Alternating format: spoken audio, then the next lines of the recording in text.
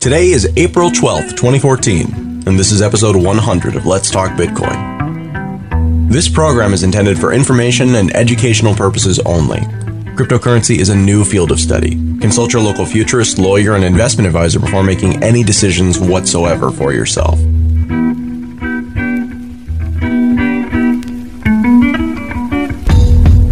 Welcome to Let's Talk Bitcoin, a twice-weekly show about the ideas, people, and projects building the digital economy and the future of money. My name is Adam B. Levine, and today's a milestone, episode 100. Crazy schedules were negotiated, recordings were set, then moved, and set again. I'm very happy to share with you this full episode from the hosts of Let's Talk Bitcoin, Stephanie Murphy, Andreas Antonopoulos, and myself. Enjoy the show. 100 episodes and a year, right?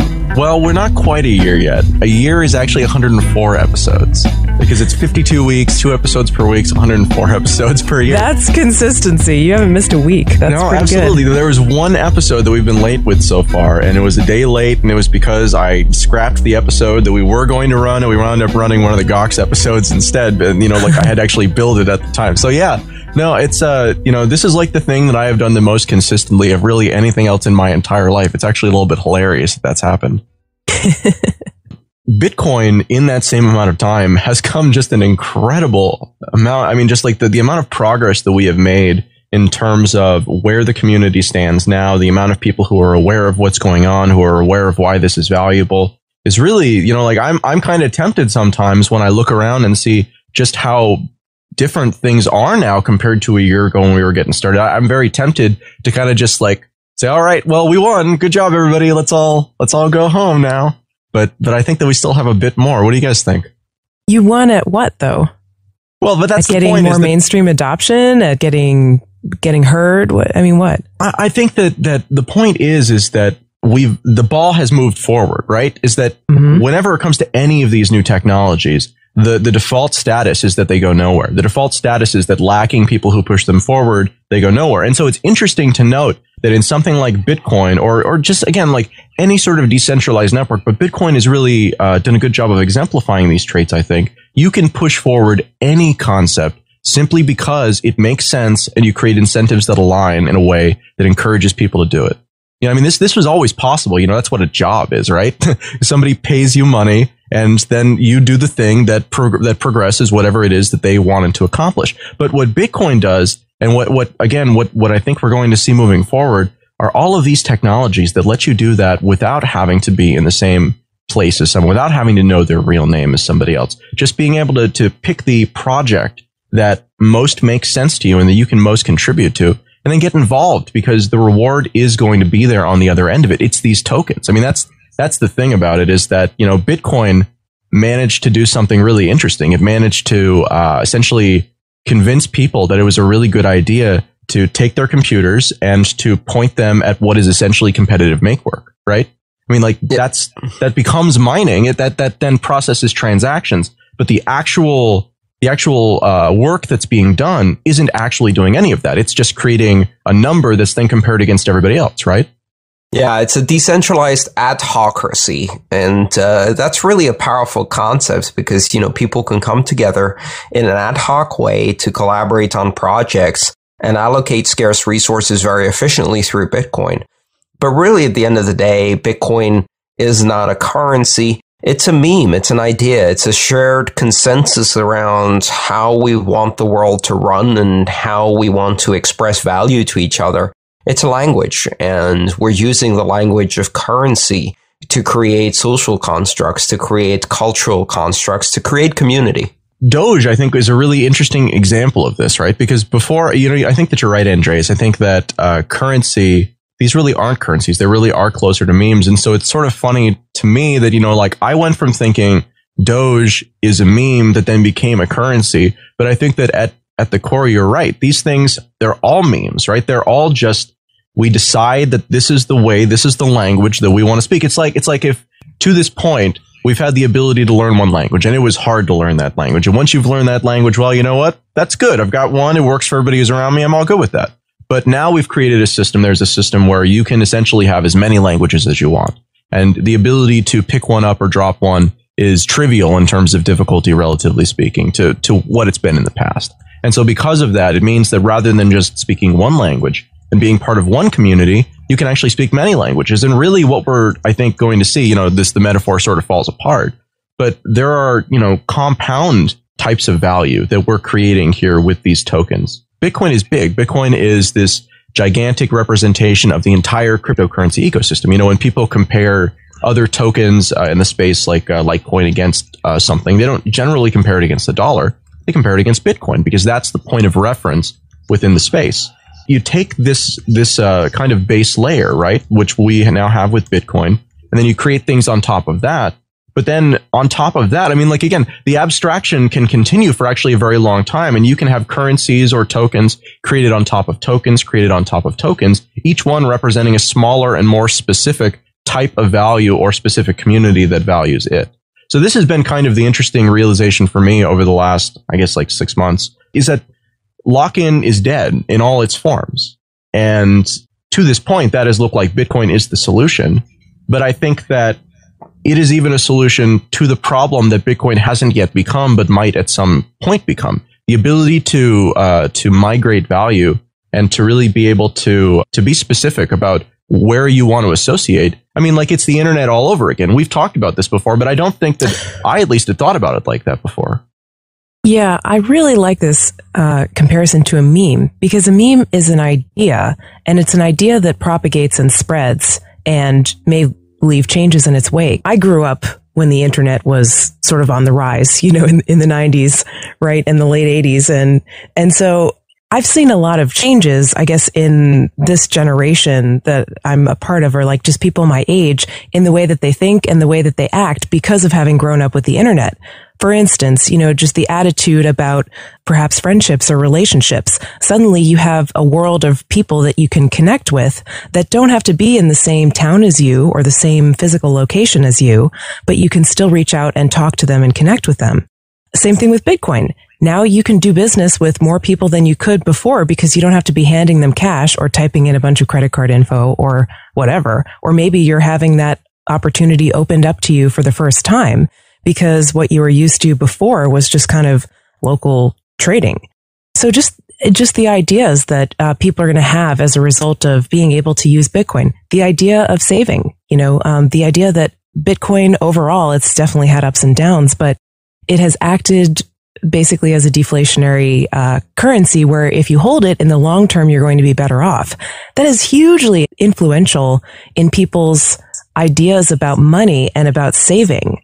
And sometimes it's called hoarding as opposed to saving, but it's the way that people value spending money now versus spending money later. And Bitcoin can change that because it acts differently than all the other types of money that we're used to. So I think there's going to be a whole generation that is going to grow up with some of these ideas. And there's a whole generation that's more open to those ideas in the first place because they've grown up with the internet. So where will we be in a year? I don't know. Just over the past year, I think those couple of ideas sort of like opening up the potential for trading relationships across international borders and really worldwide. And also the idea of how we view spending money now versus spending money later. Those are going to be really influential in people who have been following Bitcoin and who start to follow Bitcoin over the next year. One of my favorite quotes from Douglas Adams, anything that's in the world when you're born is normal and ordinary, and it's just a natural part of the way the world works. Anything that's invented between when you're 15 and 35 is new and exciting and revolutionary, and you can probably get a career in it. And anything that's invented after you're 35 is against the natural order of things.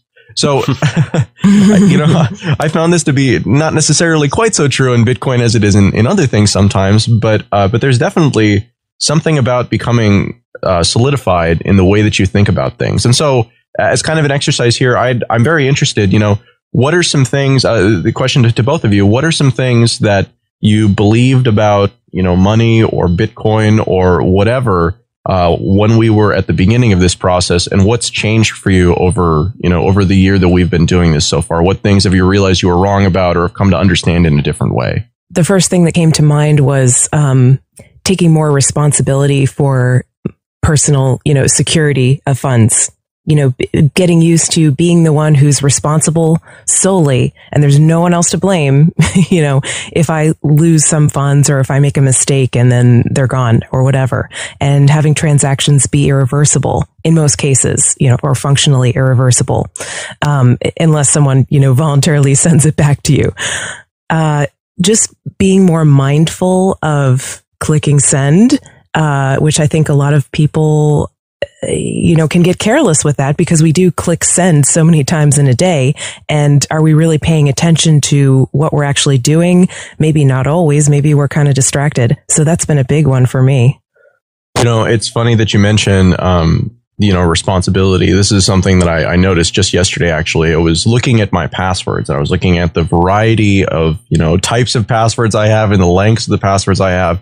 And many of them, the ones that I use for all of my Bitcoin things or cryptocurrency things, are very, very, long, and I can't even really remember them. But the passwords that I use for my old banking stuff that I set 10 years ago and actually have never changed, I don't care about it because in the past, when there's something goes wrong, it doesn't matter to me. That's just kind of the normal part of the system. So, it's kind of nice being able to have both of those things because I like not being able to care about that. But I also recognize that the banking system has all kinds of other kind of disadvantages to it that I get along with that convenience of not having to necessarily care so much. To me, the greatest difference between now and a year ago is the strong emergence of community around Bitcoin and the understanding that where I started off with a currency, then it was a network and a platform for financial applications, a technological innovation. And now to me, it's more of a global community. It's a global community of common purpose, of common interests. It's a community that sees the world slightly differently and is willing to take risks because we see Bitcoin, I think, as a powerful tool that can be used to really free people from constraints and allow them to trade as individuals on a global basis. It's a second renaissance that's been happening since the birth of the internet with the decentralization of information and now the decentralization of currency. And, we started off with a community that was very distributed. And over the past year, gradually as the density of the people increased, local meetups started becoming viable and meeting people in person and building those community ties. And when I went to the first conference in San Jose, I knew very few people in the space, just some of the kind of celebrities, if you think. And then over the last year, just meeting thousands of people in Bitcoin and developing relationships with hundreds of people, it's just become such a strong sense of community. Andreas, I have a slightly different perspective on that. I actually feel like I felt a stronger sense of community a year ago than I do now because basically I lived in New Hampshire with all these libertarians who were super early adopters of Bitcoin. And there was a pretty large and thriving Bitcoin community a year ago, in like my personal sphere. And they were all definitely sharing certain philosophical things. Like to be an early adopter of Bitcoin, you kind of had to be of that ilk. There weren't many people at that time, a year ago and before, who were saying they were excited about regulation and compliance. Everyone was like, no, this is about freedom. So I actually felt a stronger connection to them. And then over the past year, sort of saw the Bitcoin community grow to the point where now it's all different kinds of people. It is not just libertarians. And to a certain extent, I don't mean to sound like a hipster here or anything, or like I'm saying, oh, it was the good old days back then. But to me personally, I felt like I fit in more a year ago. I totally understand that feeling. I mean, one of the things about going mainstream is that it dilutes the original principles. But then every now and then I'll meet these young people who are just entering the space, who've been into Bitcoin for a month, and they start talking about Bitcoin and their eyes light up and they're just so excited about this new thing that they've discovered and reliving that moment of discovery through their experience is just so empowering, so exciting. And I keep meeting new people who bring that excitement back to me. But what are they excited about? What are the new people excited about now? Because they could be excited about the same things that perhaps you and I were excited about when we first found out about Bitcoin. Or they could be excited about something completely different, like how they're going to make a lot of money, or how they're going to get a lot of VC funding, or how they're going to comply with the regulators. I think it's more excitement about this new idea that once you grab a thread of it and start pulling on that thread, it just gets bigger and bigger and bigger in your head, and you start seeing all of the implications this has across every aspect of society, and it changes your worldview and your understanding of human relationships and money. And it's mind blowing. I remember the experience of it being mind blowing for me, but then seeing it in people who just joined, and it doesn't matter which angle they're coming from. You know, they don't necessarily have libertarian leanings or money leanings or whatever, but just seeing young people get excited about something for the first time, or again, finally, for something that is a new experience that gives them hope. I think that is a beautiful experience. You know, there's an important part of the question here, and it's the why do they get excited? And I think that there are two answers to the question. One is that it doesn't matter why they get excited, and it just matters that they are excited. And two, they probably are excited because it solves a problem for them. So, Stephanie, I would argue the problem that it solves for some people have to do with liberty and have to do with personal freedom. I would argue that for other people, it's a means to achieving international commerce in a way that's not possible. I would argue that all of these things are essentially different reasons. And I think that speculation is a reason that's okay too. People thinking that they're going to provide a service by complying with regulators, as you say, and then marketing that advice or whatever to other people who want to do the same. I think that's a service too. And that's a problem that's okay to solve. So the question is, are we solving problems? And I think that over time we see that, all of these things, whether it's you just want to make some money, that's a problem that's okay to solve too. So I don't really care why people get involved. I just care that they get involved and that they can find their solution within this ecosystem, because I think that we all think that this is a better ecosystem to build these things in than the alternatives. Adam, I agree with you. I don't think there's anything to make money, and I'm not excited to make money too, right? Like everybody is. And it's fine to speculate, and it's fine to see problems that Bitcoin solves and get excited about those. But I do think it matters why people get involved in Bitcoin and why they get excited about it, because there are some people who are kind of creating problems that they want to solve, like, i.e., they want to change Bitcoin in some way. They think, oh, this is a great technology, but it just needs this little tweak to be better. And here's how I want to make it better, How do they accomplish that, though? Nobody has really done much of that to this point.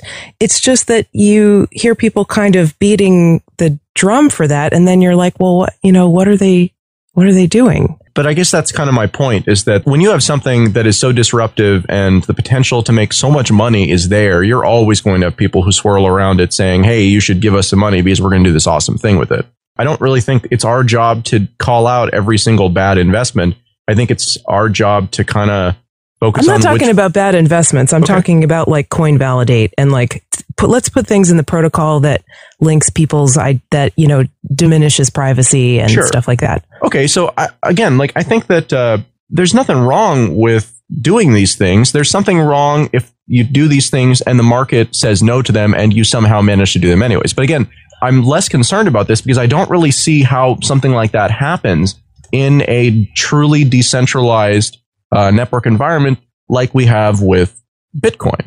And you can make arguments about pools and only needing to convince 12 individuals around the world to do something in order to get 100% of the Bitcoin miners. But the fact remains that all of these pools do have the ability to shed users. They're not monolithic structures. They're unions, basically, and unions that have no lock-in. I'm looking at this from a very different perspective, guys. I mean, I think the main issue to me is that Bitcoin is a neutral platform and people project their own aspirations and hopes onto it.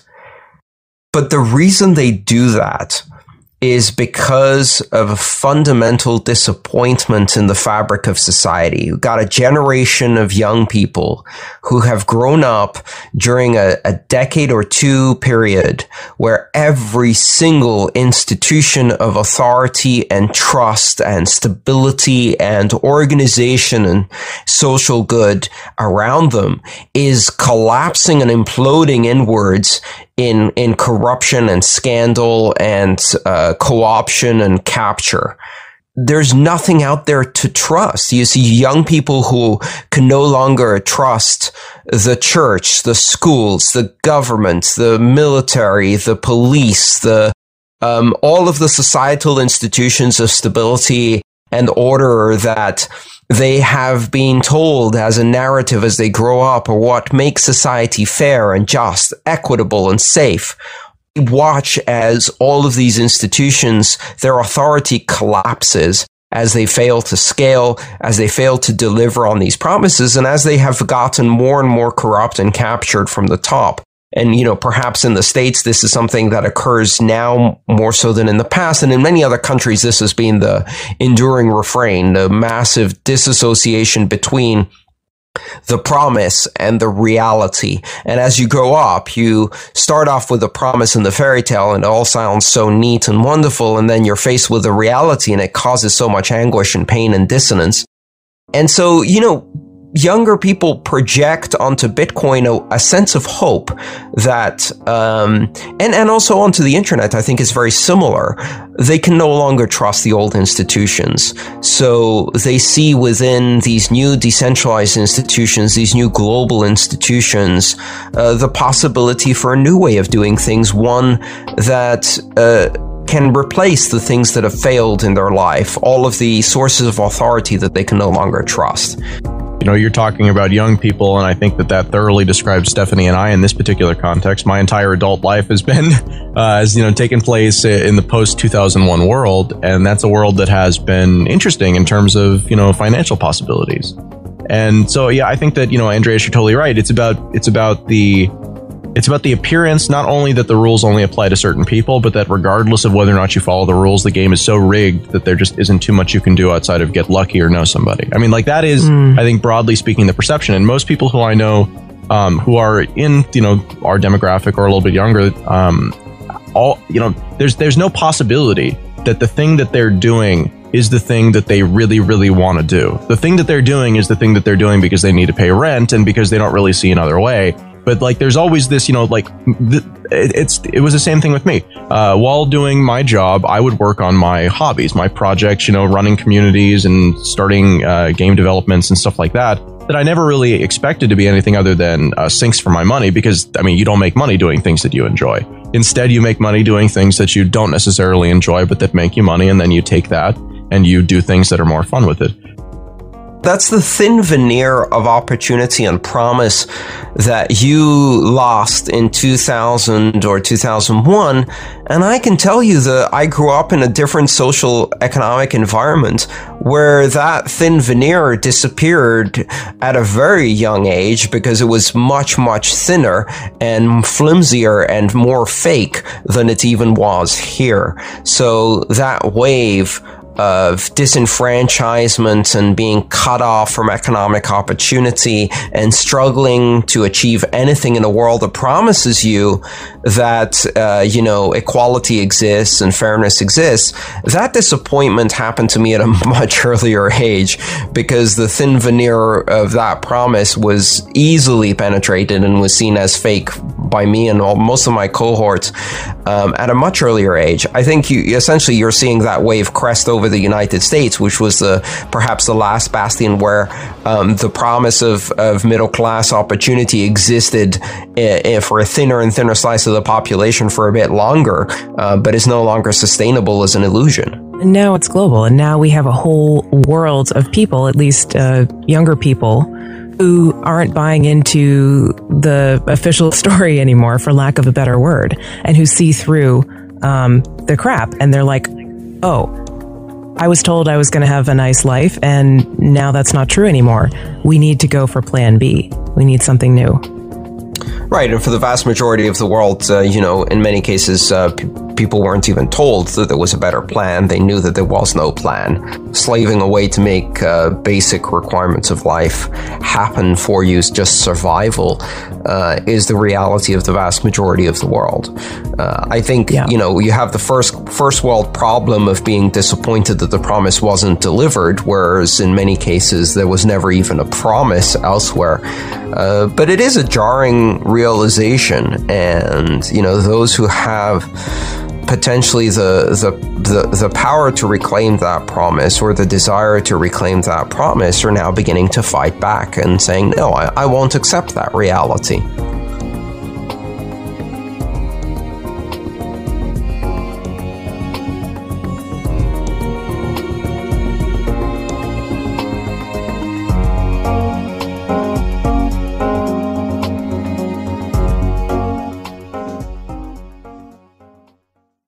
Bitcoin Expo 2014, presented by the Bitcoin Alliance of Canada, is just a week away. The conference will feature the key players behind Ethereum, CA Vertex, Litecoin, Open Transactions, Sean's Outpost, CoinTalk, Mastercoin, Dark Wallet, CryptoKit, Blockchain.info, QuickBT, Bitcoin Magazine, and many others, with special guest Andreas Antonopoulos as the Master of Ceremonies. Bitcoin Expo 2014, Toronto, Canada, April 11th to 13th. For tickets, visit bitcoinexpo.ca.